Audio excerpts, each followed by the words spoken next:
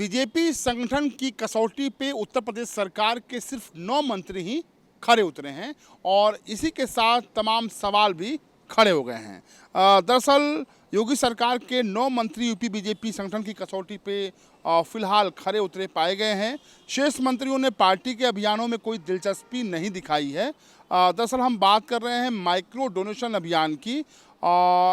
UP से केंद्र में 3 मंत्री भी बीजेपी के अभियान में आगे रहे हैं। दरअसल बीजेपी संगठन ने माइक्रो डोनेशन अभियान चलाया था। इस अभियान के जरिए दानकर्ता की सुविधा अनुसार पार्टी को उसमें 5 रुपये से लेकर 1000 रुपये तक का डोनेशन जमा करना था। इस अभियान की शुरुआत खुद उत्तर प्रदेश के मुख्यमंत्री योगी आदित्यनाथ ने इसी बीजेपी दफ्तर से की थी, लेकिन यूपी सरकार के महज 9 मंत्रियों ने बीजेपी संगठन के इस अभियान में अपनी रुचि दिखाई है। वहीं यूपी के केंद्र सरकार में 3 मंत्रियों ने इस अभियान में बढ़ चढ़कर हिस्सा लिया, शिरकत की। पार्टी संगठन ने ऐसे सभी 12 मंत्रियों की सराहना की है। महामंत्री संगठन सुनील बंसल ने माइक्रो डोनेशन अभियान की जिम्मेदारी प्रदेश के कार्यकर्ता और जो पदाधिकारी हैं, मंत्रियों समेत यूपी के सभी नेताओं को दी थी।